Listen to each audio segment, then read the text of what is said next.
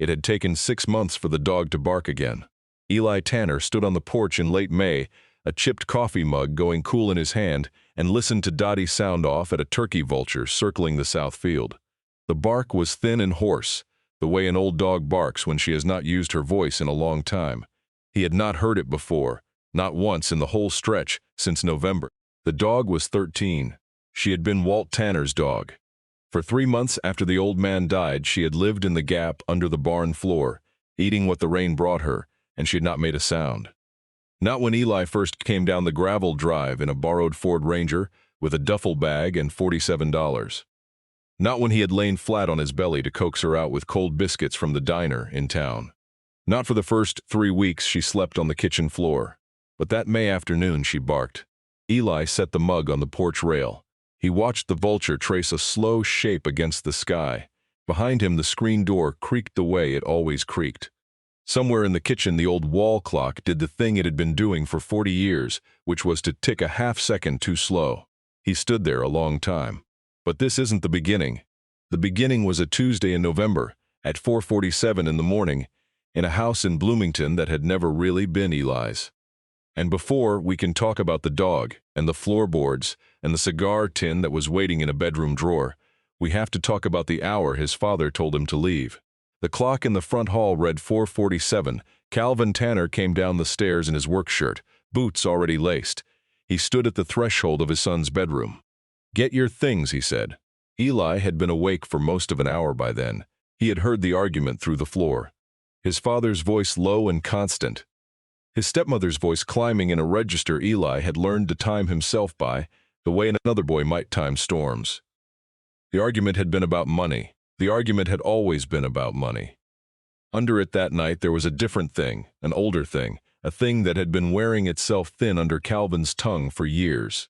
Eli sat up. He pulled on his jeans and the brown work boots his uncle had handed him the Christmas he turned 15.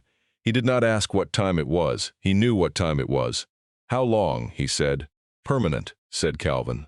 Eli reached for the duffel bag under his bed. He did not slam any drawers. He did not raise his voice. He folded 2 shirts and a pair of jeans and a canvas jacket. He took the wallet from the dresser. There were 2 20s and a 7 in it. He took the small spiral notebook he had been writing in since he was 12. He left the textbooks. He left the high school yearbook with the page he had once dog-eared.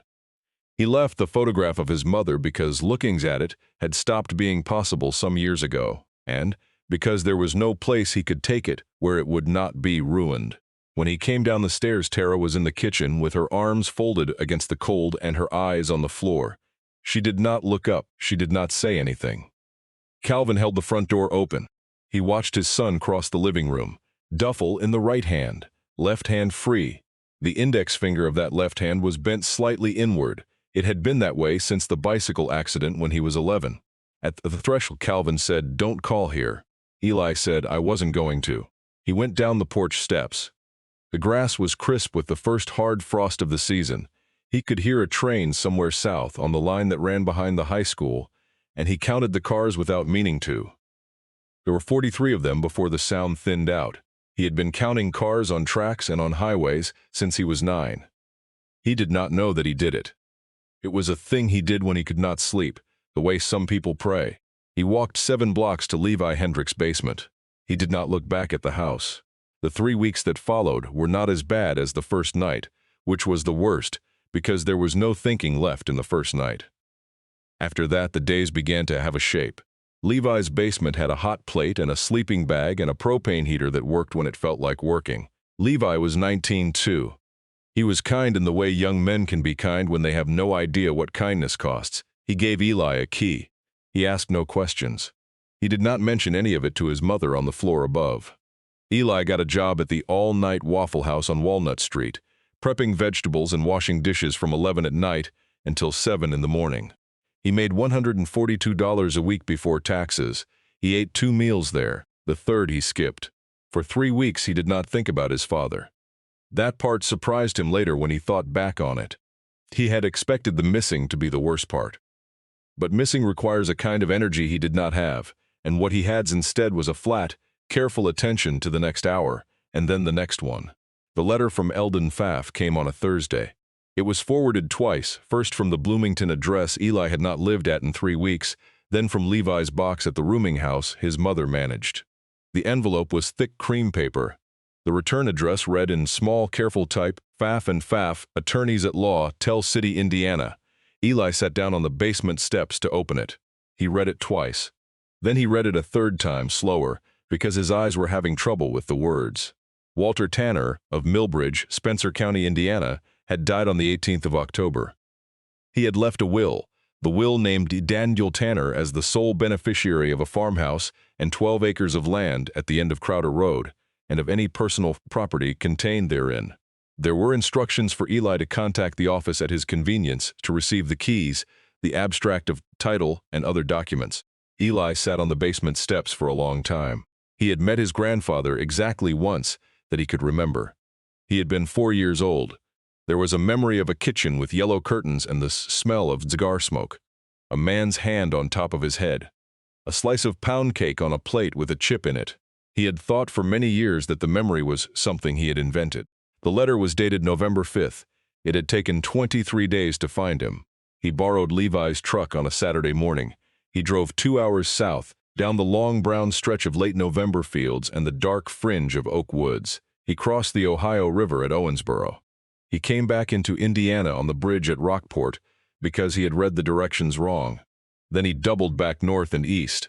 At 3:12 in the afternoon, he turned onto a gravel road called Crowder.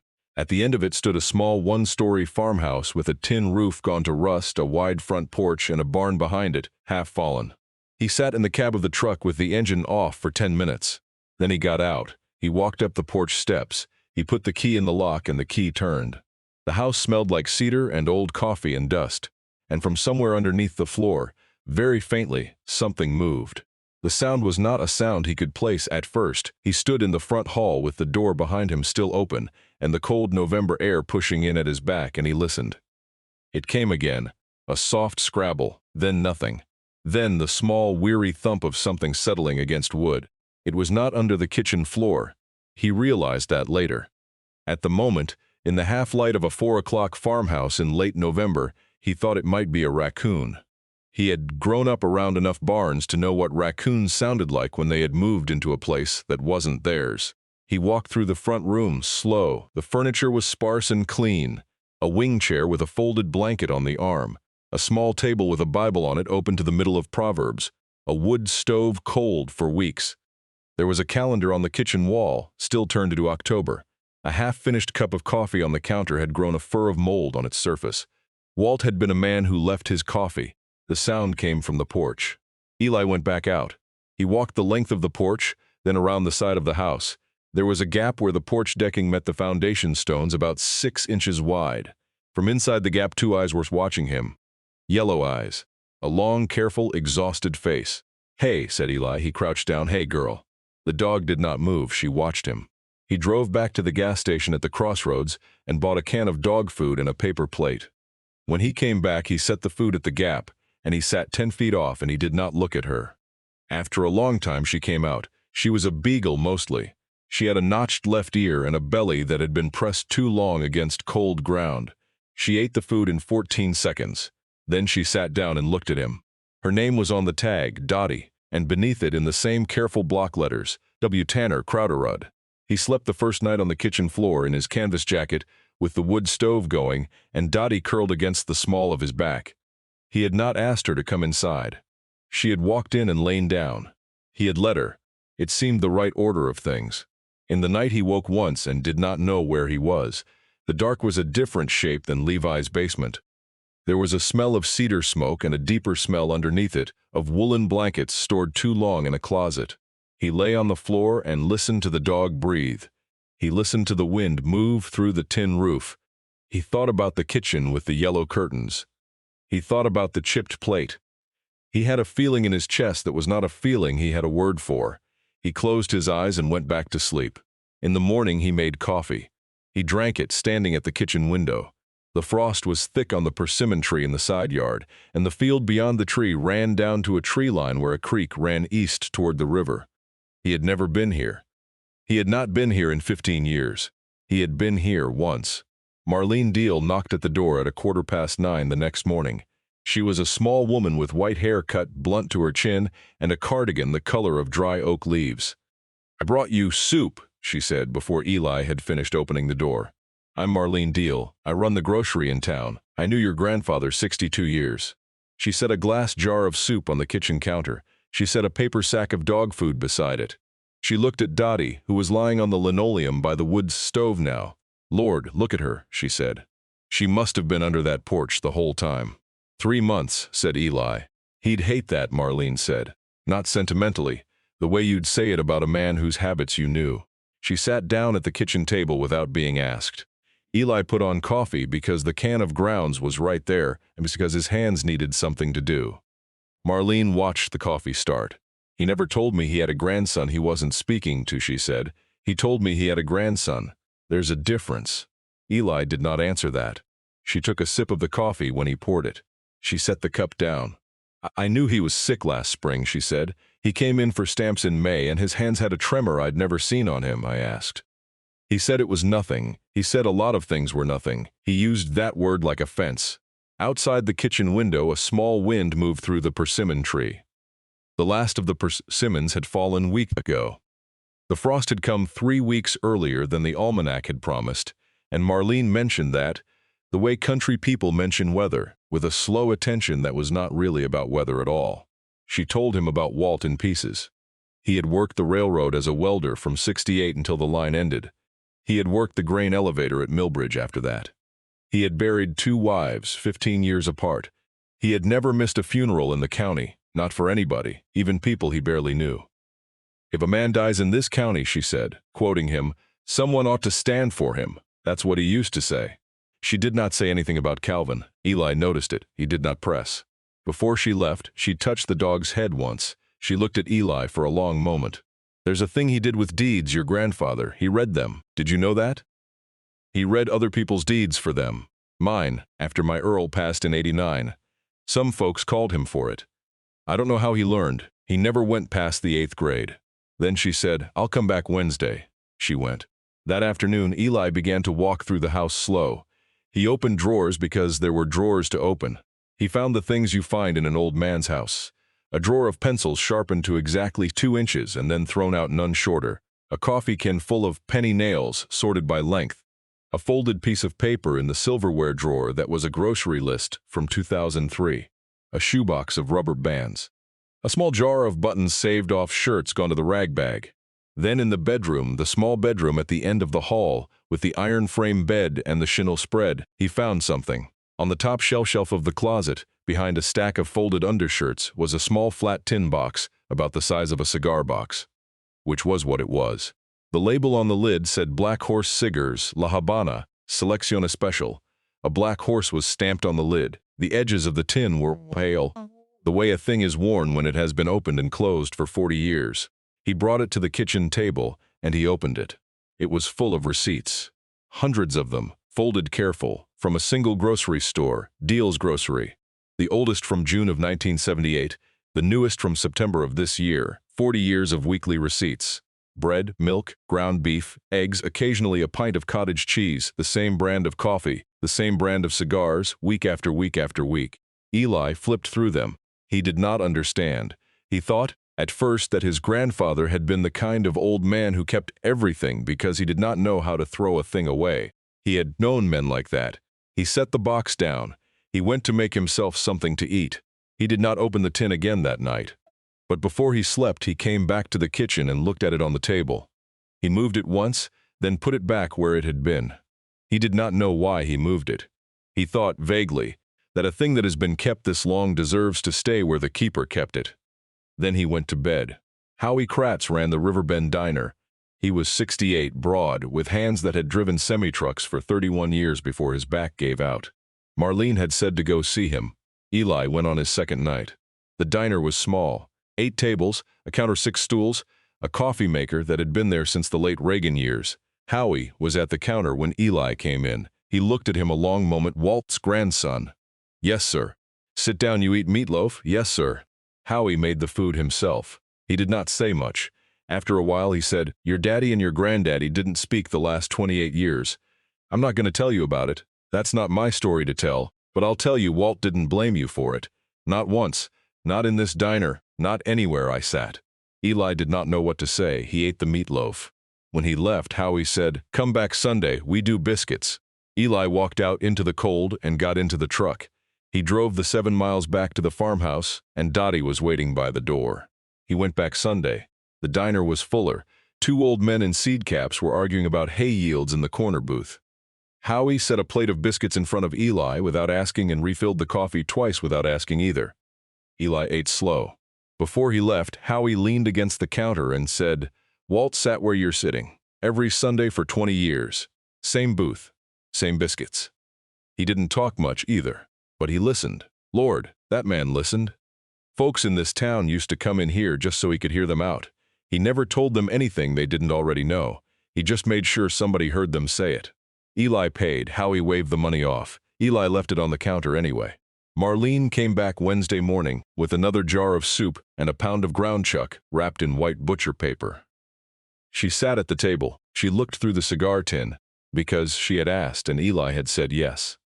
She was halfway through the stack when her finger paused on one of the receipts. She turned it over.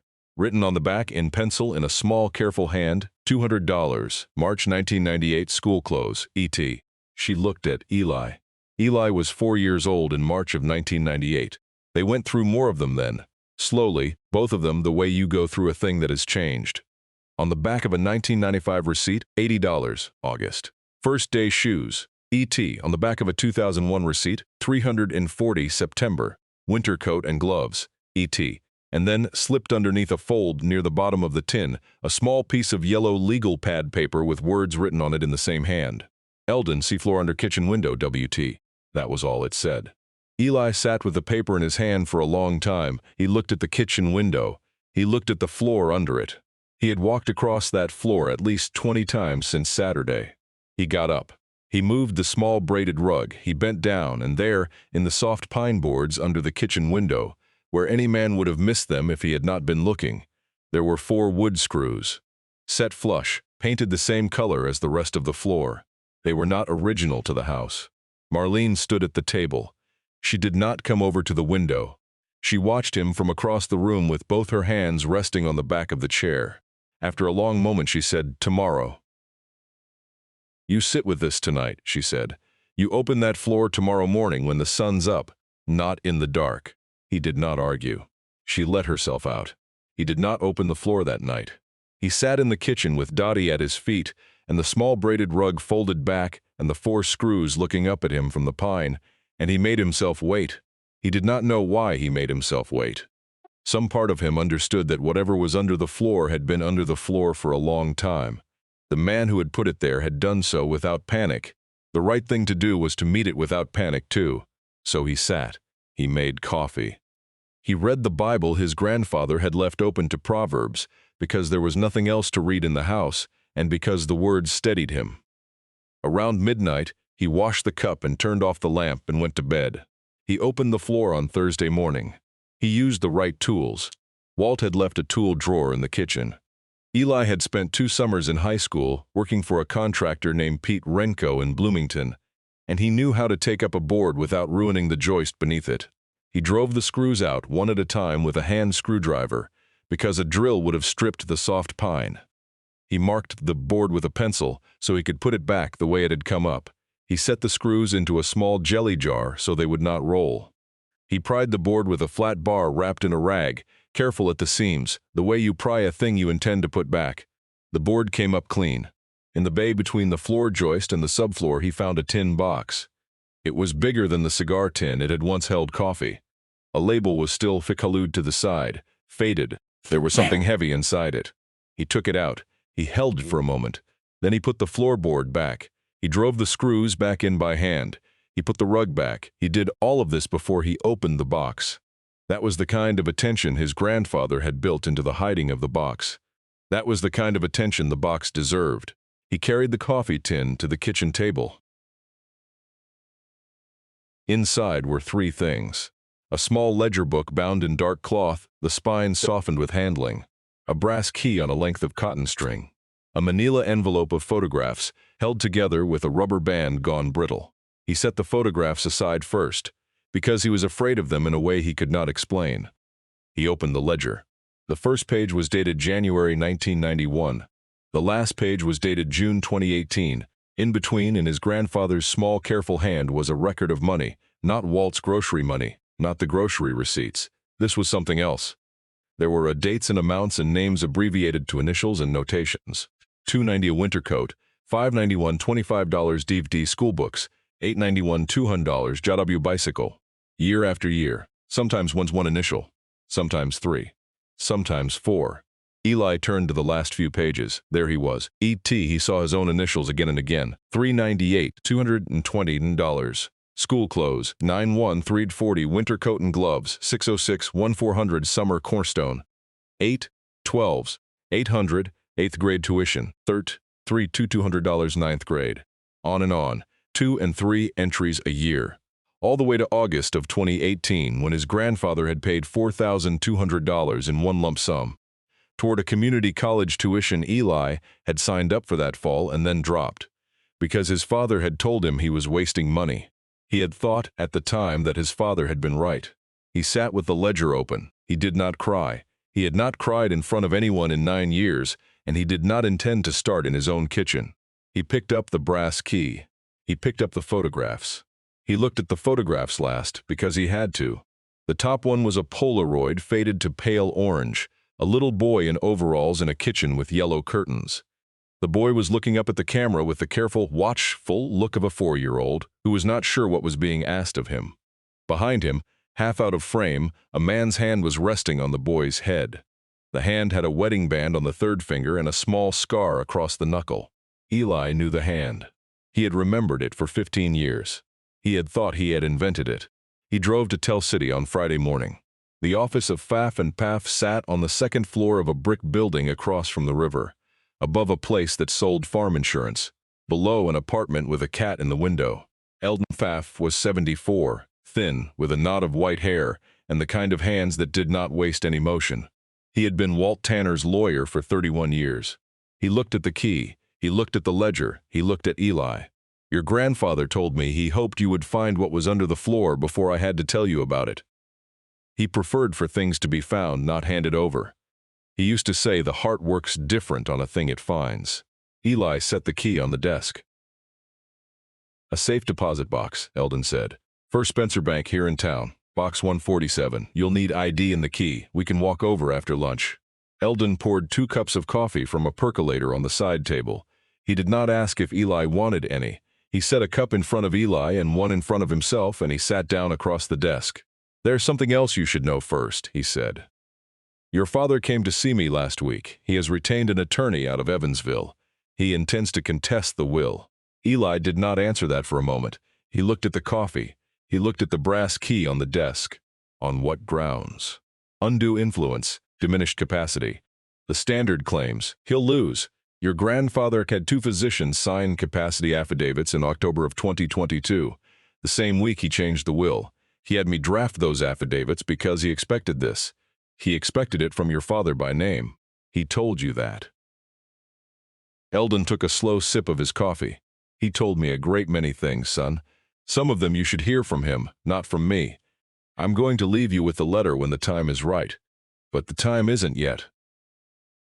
Why isn't it yet? Eldon set the cup down.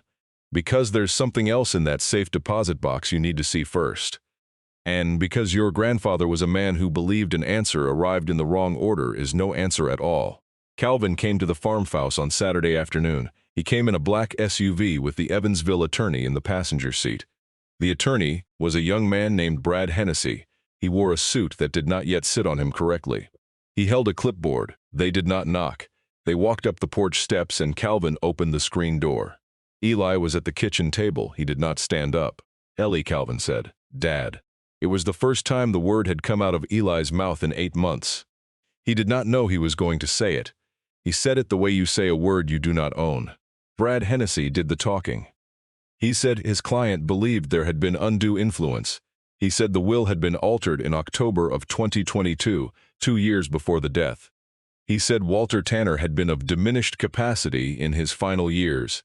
He said they would be filing in Spencer County Superior Court within the week. He said many things in the order in which a young attorney is taught to say them. Calvin stood by the door. He did not look at the room. He did not look at the dog, who had stood up halfway through and was now standing between Eli's chair and the door, with her hackles up in a small, ragged line. When Brad finished, Calvin said one thing. "You don't know what kind of man he was. You only met the dying version." He left. The screen door banged once. The SUV started in the gravel. Eli sat at the table after they had gone. Dottie sat down. After a while, she put her head on Eli's foot. The room was very quiet. A jay called somewhere in the side yard. The wall clock did its half-second slow tick. Eli looked at the door for a long time. Then he looked at the ledger on the table. He turned a page. He turned another one. He read for 2 hours. He found Calvin in the ledger only once. June of 1983, $200. The notation beside it said simply, C. Bond money. Eli did not know what bond. He did not know what trouble his father had been in that spring. He knew only that the entry was there. After it, there was nothing more. Whatever had passed between Calvin had passed in the years that followed. The silence in this ledger about his father said as much as any of the other entries said about him. He closed the book before the light went. Sunday was a long day. Howie's biscuits in the morning. Then the farmhouse. He let Dottie out and let her back in 3 times the way she liked. He swept the porch. He stacked the wood that Walt had not finished stacking before October.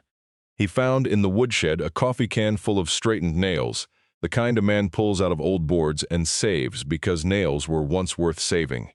He set it on the workbench because he did not know what else to do with it. In the afternoon, he drove east on Crowder Road, past the property line, 2 miles down a gravel cut that the map called Pickering Lane. He was looking for the white oak. He had read about it in the abstract. Eldon had said it was still there. He found it a 1/4 mile in, standing in a field of stubble where corn had been before the harvest. It was bigger than he had thought. The trunk was wider than a kitchen table. He set his hand on it. The bark was rough under his palm in a way that bark is rough only when a tree has been a long time in one place. He stood there for a while. He did not know what he had come to do. He drove back to the farmhouse and put on coffee and read more of the ledger. He read until the kitchen got dark again. Then he turned on the lamp and he kept reading until midnight. He went back to Eldon on Monday. He had the deed to the farmhouse and the abstract of title spread on the desk between them. Eldon was working through the abstract the way a man works through a story he has been waiting to tell. "You read these from the bottom up," Eldon said. "Modern deed at the top. Earlier conveyances underneath. You're looking for the chain. Every name has to pass cleanly to the next. No gap longer than a few months unless there's a probate entered to explain it. You're looking for witness signatures on the older ones. Before 1960, a deed wasn't notarized in this state. It was witnessed. 2 signatures, neighbors usually. If a witness shows up on 3 or 4 other deeds in the same county in the same decade, that's good. That's the land knowing itself." He turned the page. "And here, look at this description. Beginning at the old white oak tree, 30 rods east of the wagon road, thence south 61 degrees east 190 perches to the bend in the creek. That's meets and bounds. You don't see it written like that after about 1950. The white oak is still there. I checked. Your grandfather walked me out to it in '86. Eli touched the page. "That's the land," Eldon said, "not the paper. The paper is just the land remembering itself." He folded the abstract closed. "He wanted you to be able to read this for yourself, not have a lawyer tell you what was yours." He said, "A man who can't read his own deed doesn't really own it." Eli looked at the closed folder. He did not say anything. Eldon poured more coffee. "Tomorrow," Eldon said. "The bank 10 o'clock, bring the key." There is a kind of patience a person learns when he has been told he is too much to keep. I have known it. I think a lot of you have. You learn to sit very still in a chair that does not want you. You learn to take up no space. You learn to walk lightly through houses you live in, and then when the door closes behind you for the last time, you learn to walk lightly through the world. And then sometimes, not often, but sometimes, you'll find out that someone was keeping track of you the whole time. In small, careful numbers. In a tin box in a kitchen drawer. Without ever telling you. That's the part nobody prepares you for. That's the part we're about to come to. Eldon walked with him to the bank on Tuesday morning at 10 o'clock. The vault clerk was a woman in her 50s named Donna, who had known Walt for 20 years, and who did not ask questions which Eli appreciated. She opened the gate. She left them with the box on a small wooden table in a small wooden room. Eli put the brass key in. He opened the lid. Inside were 3 white envelopes. They were neatly stacked. The paper was not new, but it was not very old either. Each envelope had a name written on the front in his grandfather's small, careful hand. Patricia Hollins, James Whitaker, Mary Ellen Dorsey. Eli's name was not on any of them. He sat for a moment. He did not pick the envelopes up. He looked at Eldon. Eldon said, "He told me there would be 3. He told me you were the 4th. He told me your envelope was at the house. He said you would understand the order when you got here." "I don't understand the order, you will." Eli reached in. He took out the 3 envelopes. He held them in his hand the way a man holds something belonging to other people. Eldon closed the box. He turned the key. He gave the key back to Eli. They walked out of the bank into the cold flat light of a Tell City morning. The river was the color of wet slate. A barge was working its way upstream slow. Eli stood on the sidewalk holding 3 envelopes that were not addressed to him. "Eldon, yes, son. That's what you need to find out next." He carried the envelopes back to the farmhouse without opening them. He set them on the kitchen table beside the ledger and the cigar tin. He sat down. Dottie put her head on his foot. He opened the ledger to the first page, then to the next, then to the next. He went through it, slow this time, and he made a list on a piece of paper torn from a grocery sack. The initials. He counted 4 sets that recurred from beginning to end. M, D, P, H, E, T. They had started at different times, MD in 1994, Ph 8, ET in 1998. They had ended at different times, too. JW ran from 1991 to 2009, MD ran from 1994 to 2012, PH ran from 1998 to 2016, ET ran from 1995 to 2018. 4 sets of initials. 3 names on the envelopes and Eli. He looked at the names again. Patricia Hollins, James Whitaker, Mary Ellen Dorsey. He pulled the ledger close. He found PH first. The notations beside her line were almost the same as the ones beside his own. School books, winter coat, 8th grade, 10th grade, senior year. He turned to JW, the same. To MD, the same. He had thought his grandfather had been keeping him. His grandfather had been keeping 4 of them. He had been one of 4. He sat at the table and the kitchen got dark around him and he did not turn the lamp on. Dottie shifted and lay down with her belly against his foot. The clock on the wall did its slow half-second tick. Somewhere out past the persimmon tree a hawk called once and then was still. He had spent a long time thinking he was nothing to anyone. He had been wrong about that. He did not yet know in what way he had been wrong, but he was beginning to. He picked up the first envelope, the one with Patricia Hollins's name on it, and he looked at his grandfather's handwriting for a long time. He did not open it. It was not his to open. He set it back down. He set his hand on top of the stack, palm flat, and he sat that way until the room was full dark and Dottie's breathing had gone even and slow against his foot. Then he got up, and he turned on the lamp, and he began to look for them. Wednesday morning, Eli drove to the county clerk's office in Tell City. He spent 2 hours with a woman named Reba behind the records counter who did not ask why he was looking. She walked him through the index. She showed him how to read a microfiche. He had not used a microfiche before in his life. By noon, he had a birth record for one Patricia Susan Hollins, born in Spencer County General Hospital on the 3rd of August, 1978. Mother listed as Linda Hollins. Father not listed. He had a county directory at home that Walt had kept. He looked her up there too. She was not in it. Most likely she had moved. He drove to the public library that afternoon. The librarian, an older woman who he learned later had also known Walt, helped search a hospital nurse's registry. Patricia Susan Hollins, RN, was listed at Mercy Health Owensboro in Daviess County, Kentucky. The hospital was 45 minutes south across the river. The librarian said she remembered Patricia. Said she had been the Hollins girl, lived out on County Road 17 north of town, polite child, played the alto sax in the high school band. Eli had not asked about her. He had not been ready for that. He thanked the librarian and walked out into the spring afternoon and sat in the truck for a while before he drove south. He did not call.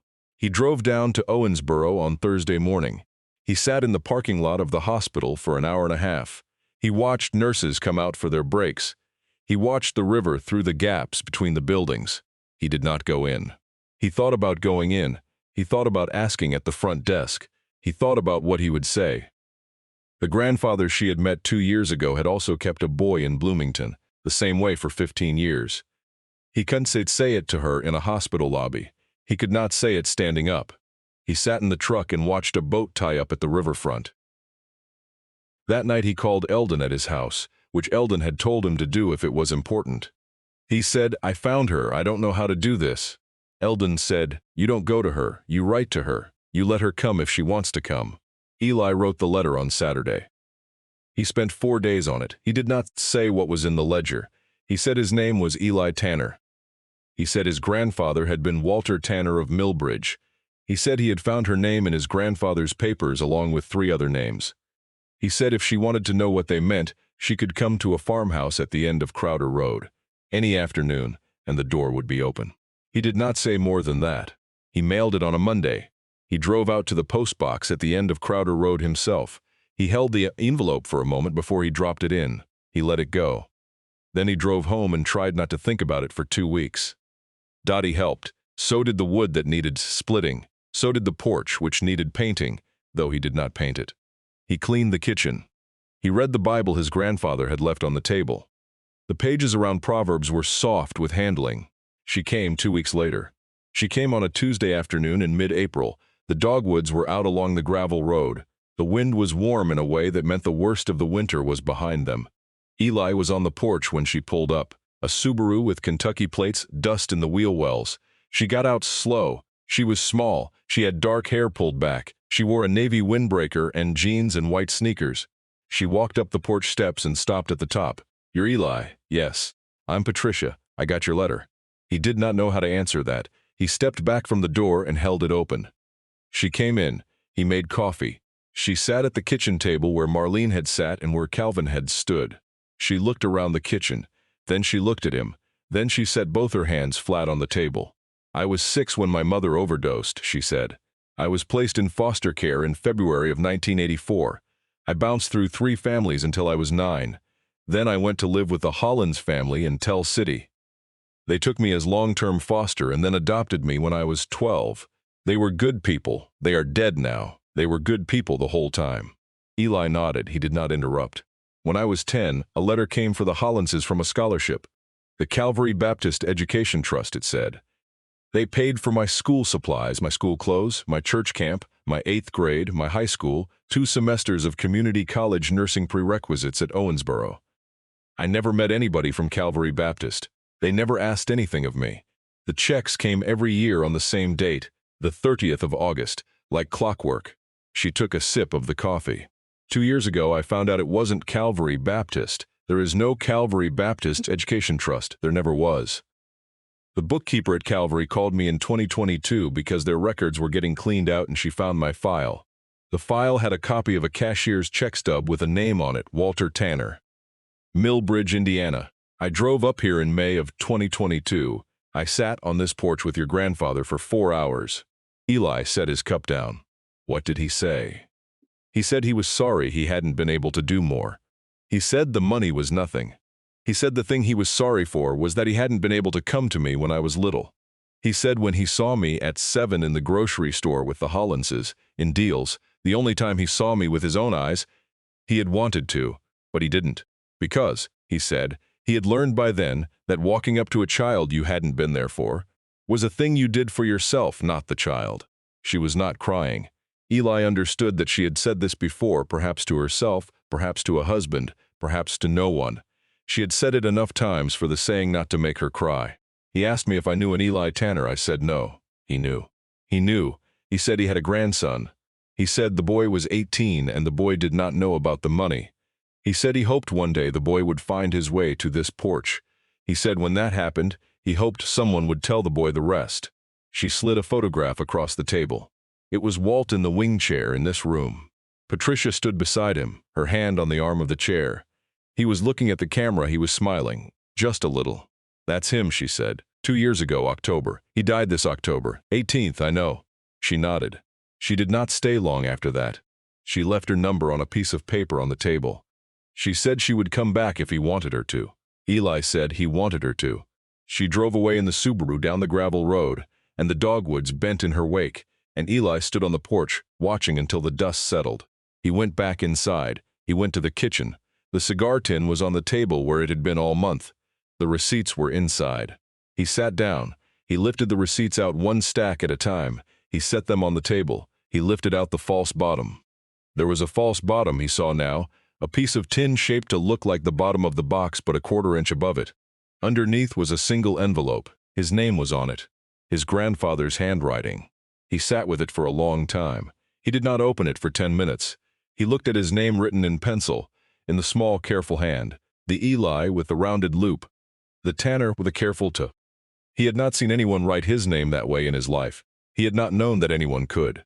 He opened the envelope. He read, "Dear Eli, if you are reading this, you have found the tin. That means you found the floor, and the ledger, and the photographs, and the brass key. I am glad of that. I always preferred a thing be found. I have not seen your face in 15 years. The last time was in this kitchen, the summer you were 4. Your mother brought you down to me. She did not tell your father she was coming. We had a slice of pound cake. You sat on a stool by the stove and you looked at me the way a child looks at a stranger he has decided to trust, and I have not been the same man since. That afternoon I told your mother I would help her with you in any way I could for as long as I lived, and I told her I would never ask anything back. She agreed. When your father moved you to his house in the summer of 2004, after the accident, your mother came by here one last time. She told me what was coming. She told me your father had said certain things to her. I cannot write those things down even now. There's a thing I never told your mother in that conversation, in the summer of '04, when she came by once before they moved you to your dad's. I wanted to, but she did not live to see you turn 10. After she was gone, I made a choice. I made it alone. I did not write you, I did not call. I knew if I tried, your father would close the door for good, and I knew you would suffer for it, and I had no right to ask a child to carry that fight. So I did it the only way I could. I paid for your shoes. I paid for your clothes. I paid for the camp the summer you were 12 when your aunt called me and told me you had not been outside the house in 3 weeks. I paid for your 8th grade. I paid for your 9th. I paid for the community college you signed up for and dropped. I never wanted you to know it was me, son. I wanted you to think someone in the world believed in you for reasons you couldn't trace. That's the kind of love I had for you. The kind you don't owe anything back for. The farmhouse is yours. The 12 acres are yours. There is a piece of property in Hancock County, Kentucky, that I bought in 1971 with what I saved from welding the railroad. It is 6 acres on the River Road. The deed is with Eldon. It is worth somewhere near $48,000. The savings in the safe deposit box come to $4,200. That is what I had. That is what I can leave you. There are 3 others. Their names you know now. They are not your siblings. They are not anything you owe a thing to. But they were children I could not get to all the way, and you were the one I could not get to either. I would be glad if you wrote to them, or did not, as you choose. The choosing belongs to you. Take care of the dog. Her name is Dottie, and she is afraid of thunderstorms. I love you, Eli. I have loved you the whole time. Your grandfather, Walter Tanner. Eli set the letter on the table. He read it again. He read it a 3rd time. He folded it. He set it back in the tin. He sat in the kitchen for a long time, and Dottie lay at his feet, and the kitchen got dark around them. Eli did not turn the lamp on. After a while he stood up. He went out onto the porch. The air was cool with the last edge of winter still in it. He stood at the porch rail and he looked at the field. The first stars were starting to come on. He thought about going back into Bloomington, about finding the house, about knocking on the door, about saying to his father what had to be said. He stood at the porch rail until the field went full dark. Dottie came out and sat at his feet. He did not go back inside until close to 10 o'clock. Calvin came back on Saturday morning. He came alone this time. No Brad, no clipboard. He drove the SUV up the gravel slow and he sat in it for a minute before he got out. He carried a manila envelope under his arm. He walked up the porch steps. He did not climb to the top. He stopped on the 2nd step from the top and he stood there. Eli opened the door. Calvin did not come in. He stayed on the step. He held the envelope out. I brought you these. I should have given them to you a long time ago. Eli took the envelope. I'm not going to come in, Calvin said. I'm not going to sit down. I want to say a couple of things and then I want to go. Is that all right with you? Yes. Calvin looked out at the field. He did not look at Eli when he talked. He looked at the persimmon tree and beyond it, at the tree line where the creek ran east. Your mother came to see him in '04. She told me she came. She told me a week before she died. She told me a number of things that week, and I did not say anything because I did not want to. I am not going to say anything about it now either. I am going to say one thing." He paused. He shifted his weight on the step. His hands were in the pockets of his work jacket. "He kept asking after you the whole time. Even when I told him not to. He'd send word through your Aunt Lorraine. He'd send word through the postmaster in Bloomington who knew us both. I told her not to pass any of it on. She did anyway sometimes. So you might have heard things and not known who they came from. I want you to know now. He kept asking after you. Don't say I didn't tell you that." He turned. He went down the porch steps. He did not look back. The SUV started in the gravel. It backed out. It turned. It drove east on Crowder Road. Eli stood on the porch with the manila envelope in his hand. He did not call after. He opened the envelope on the kitchen table. Inside were a dozen photographs. Walt at 30, Walt at 50 in the field. Walt in this kitchen in the wing chair, holding a small boy on his knee. The boy was 4. He was wearing overalls. He was looking at the camera with the careful, watchful look of a child who was deciding whether to trust. The man holding him had his other hand on the boy's head. Eli touched the photograph. He sat with it for a long time. He looked at the photographs in order, the way he had looked at the ledger. The youngest first, Walt at 30 beside a railroad engine, his welding mask pushed up on top of his head. Walt at 50 in the field, hatless, the sun making him squint.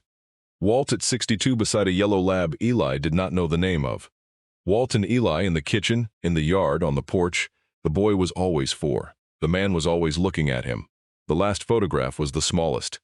A faded snapshot, square, with white border. A young woman holding a baby. The woman was Eli's mother. The baby was Eli. They were standing in this kitchen. Behind them, in the corner of the frame, half out, you could see Walt's hand on the doorframe. Just the hand. Just the wedding band and the small scar. She had brought him here when he was a baby too. Eli had not known. He set the photograph down on top of the others. At 11:18 that night, Eli sat at the kitchen table with the letter open in front of him for the 3rd time. He had been reading it. He had been reading it slow. He set it down. He looked at Dottie. The dog was awake. She was looking at him. She had not made a sound in 5 months. But she was awake. She was looking at him. There was a thing in her face that was not waiting and not asking, and not anything he could name. He walked to the door. The night air was cold and clean. It smelled of mud and creek water and the first hint of spring.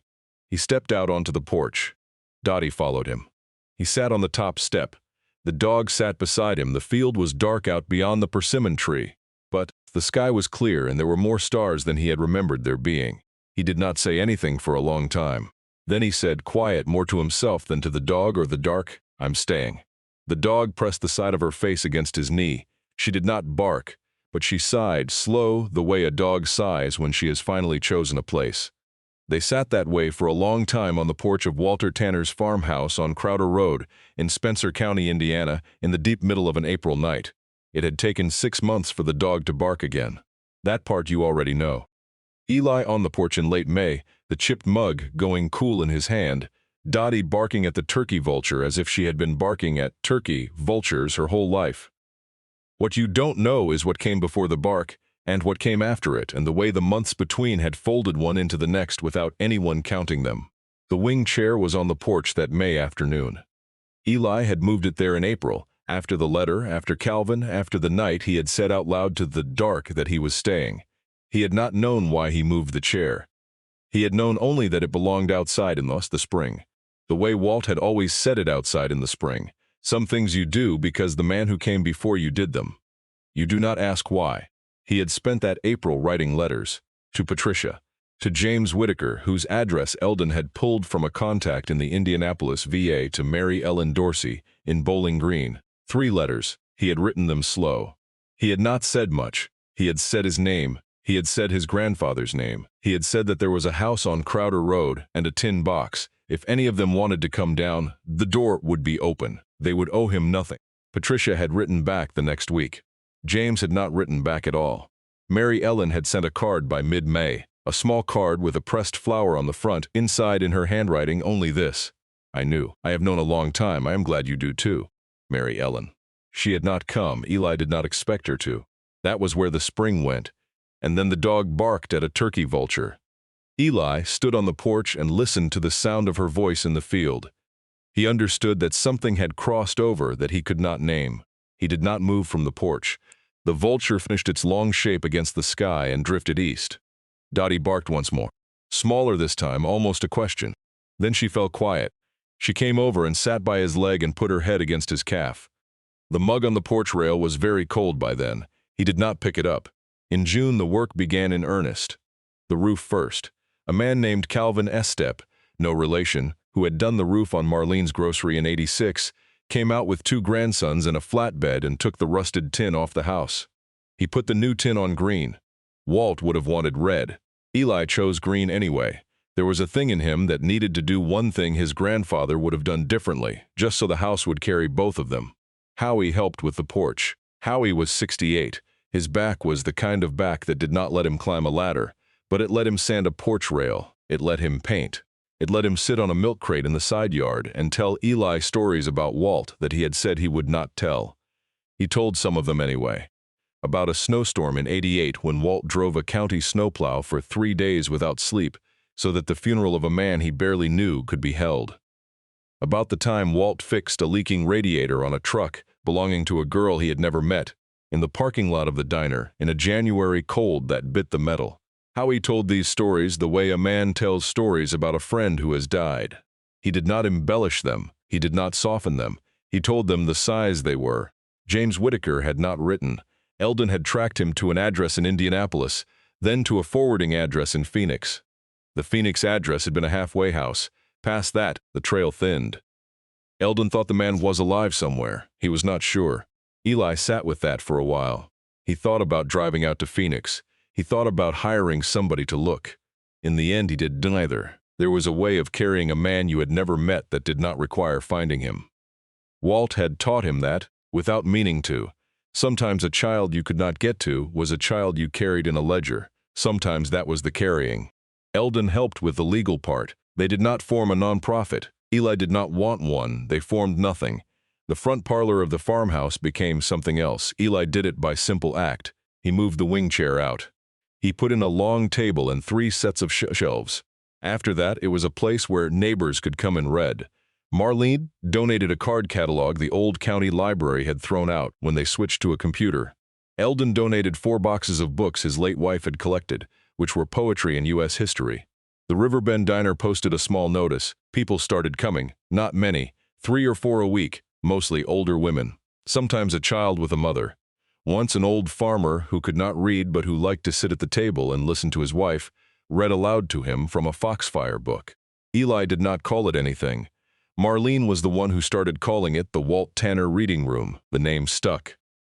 By the 2nd week of July, Eldon had a small bronze plaque made up at a sign shop in Tell City.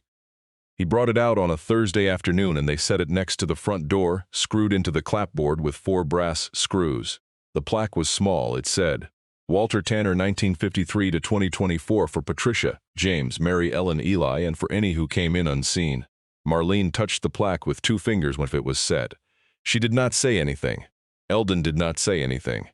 Howie, who had come out for the setting, looked at the plaque a long moment. Then Howie said he'd have hated this or loved it. Hard to tell with Walt. It was the closest any of them came to a speech. Patricia came down once a month, the way she had said she would. She came alone. She drove the same Subaru with the dust still in the wheel wells. She brought small things, a jar of strawberry jam, a paperback book she thought Eli would like, a tin of biscuits her husband had made. They sat on the porch in the wing chair and a kitchen chair Eli pulled out for himself. They drank coffee. Sometimes they did not talk much. Patricia was not a person who needed to fill a silence. On a Saturday in mid-July, the air heavy and still before a storm, she came down with her hair pulled back and the same navy windbreakers she had worn in April. They sat on the porch. The cicadas were loud in the elm trees in the side yard. Dottie was asleep on the porch boards between them. After a while, Patricia said, "What was he like in person?" Eli did not answer right away. He looked out at the field. The grass was tall. The hay had not been cut yet that year. He thought about the way Walt's hand had felt on the top of his head when he was 4.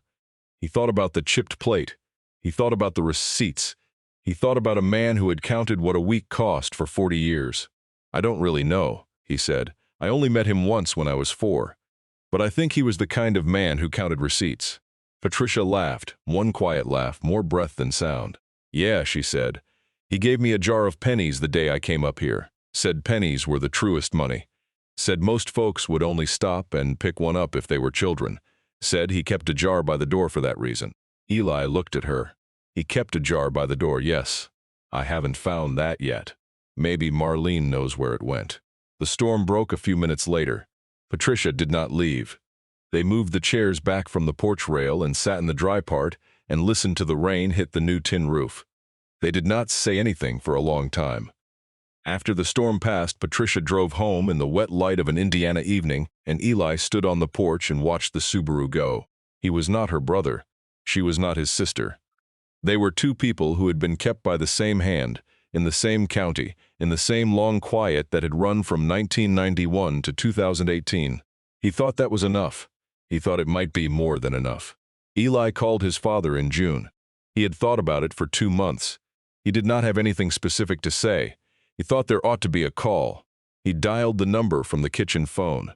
Calvin picked up on the third ring. It's Eli, I know. There was a pause that was not entirely empty. You eating, Calvin said. Yes. Sleeping, yes. The dog, she's good. That's good. Another pause. The clock on the wall did its half-second slow tick. Eli said, I'm staying at the farmhouse. I figured. I'm not going to call about the will. I know. I'm not going to call about anything else either, unless you want me to. There was a longer pause then. Eli could hear a dog at his father's house barking somewhere on the other end. A different dog, a younger one. Then Calvin said, All right, son. Eli stood at the phone for a moment. He set the receiver down. He went out onto the porch. Dottie came out with him. They sat on the porch step. The conversation had been 5 minutes long. They did not have another one that summer. They might have one the next summer. Eli did not know. He did not press. He could not. The way a thing breaks between a father and a son does not unbreak. It can be left. It cannot always be repaired. He had thought in February that the part of him that wanted his father would die in the dark of Levi's basement. It had not died. It had not lived either. It had become something smaller and steadier, a thing he could carry without it breaking him. That was, he thought, also a kind of inheritance. He had not told his father about the reading room. He had not told him about the plaque. He had not told him about Patricia coming down once a month. He had decided not to. There was a way of keeping a thing whole by not bringing it into a room where it could be broken, and he had learned that also from the old man. The Saturday in late July came in clear. Marlene brought a pound cake. Howie brought biscuits. Eldon brought a folding chair. Patricia drove up from Owensboro with her husband, a quiet man named Robert who had been a high school shop teacher for 33 years. A neighbor named Tilda Murchison brought her 2 grandchildren. She had been one of Walt's regulars at the diner. The grandchildren were 8 and 10. They immediately fell in love with Dottie and spent the afternoon trying to teach her to fetch. There was no ceremony. Eli did not give a speech. There was nothing to give a speech about. The plaque was already there. The reading room was already open. Marlene poured coffee. She stood at the porch rail and looked at the new green roof and said, I still think red would have been wrong for this house. You picked right. Eldon walked the property line out to the white oak with Robert the husband. Robert had asked to see it. He was a man who had read about meets and bounds in a community college class in 1978. He had never seen one with his own eyes. People left in pairs and in threes through the afternoon. By 6 o'clock, only Eli was left, and Dottie and the long July light coming sideways through the elms. He went into the reading room. The cigar tin was on the second shelf above the card catalog. He had moved it there in May. The lid was slightly open. He had not closed it. A small breeze came through the open window. A single receipt, yellowed, fluttered down from the lip of the tin. It landed on the floor. Eli bent down. He picked it up. He looked at it. It was from May of 1998, $2.40. Bread. On the back in pencil, $5.98, $2.40 bread, the word bread. Nothing else. No initials, no notation. It was just a receipt. Just a Tuesday afternoon. Just a man who had walked into Deal's grocery and bought a loaf of bread for $2.40.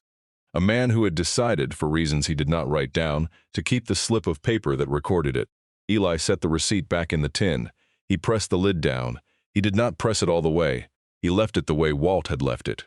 He sat down in the wing chair. Dottie lay down at his feet. The cicadas were starting up again in the side yard. Far south, on the line that ran along the river, a train was working its way west. Eli could hear the slow chunking sound of the cars. He started to count them without meaning to. Then he stopped. He smiled, small. He sat in the wing chair in his grandfather's reading room on Crowder Road, in Spencer County, Indiana, in the slow July evening, and he did not count the cars. Some men keep love in a tin box and call it nothing. There are men who keep love in a tin box and don't call it anything. That's the sentence I pondered the longest while writing this book. I didn't plan it. It came at the last minute, like some sentences come to you. Not because you built it, but because it was waiting to be found. I think many of us know that kind of love. The kind of love that doesn't put your name on the check. The kind of love that's recorded in a ledger that no one is allowed to see. Walter Tanner wasn't a real man. Spencer County was real, but the farm on Crowder Road and the cigar box and the first 4 letters of my name were mine, written from the memory of older people I knew and the stories I heard. The places have changed, but I hope the dignity of those people hasn't. If you're listening to this late at night, and someone you love has quietly written this down for you, you already know what this story is about. I hope someone will tell you their name soon. I'll be back next week with another story. Stay if you'd like. The door is open. Some men keep love in a tin box and don't call it anything. And thank you all for listening to this story today. Have a great day and don't forget to leave your thoughts and reflections below. I'll stay up to read all your comments.